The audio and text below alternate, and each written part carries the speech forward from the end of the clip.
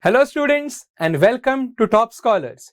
Students will be talking about another very interesting topic today, that is the irrigation systems. Let us first understand what is irrigation. Very simple to understand, students. Irrigation involves the supply of water to crops at regular intervals. Now you must be thinking, where is this water coming from? So let us take a look at the various sources of water. The very first one we have here is wells, then we have tube wells, then comes ponds, followed by lakes, then we have rivers, dams, and finally canals. So students, these are the various sources from where water is drawn and used for irrigation. Now students, let us take a look at the types of irrigation systems. As mentioned before, there are mainly two types. The first one are the traditional or the old methods, and then come the modern methods.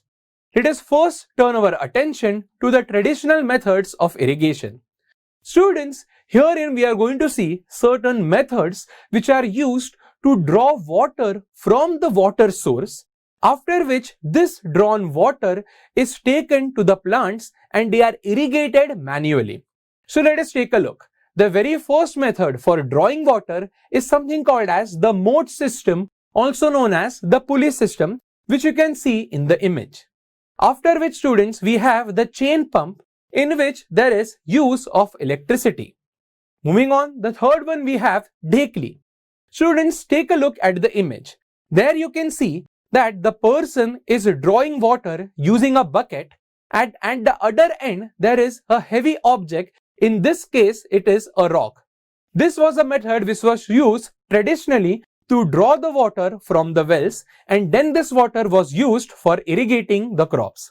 And finally, students, we have the Rahat system, also called as the liver system, in which, if you look at the image, a bull is used to drive a lever, and therefore the water is being collected from the source.